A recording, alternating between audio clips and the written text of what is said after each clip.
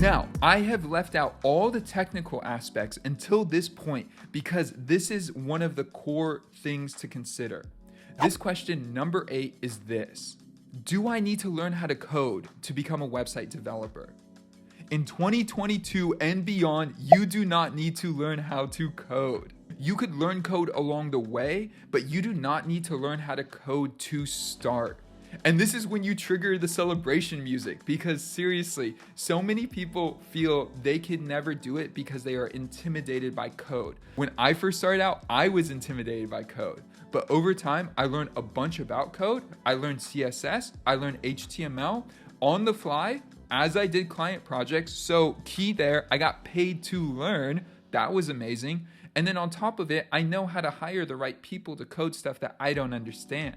When I started out, I did not have any of that. So do you need to learn how to code or go to a coding bootcamp or learn UI UX? No, you can start by building a website for a local business or a family member or a friend.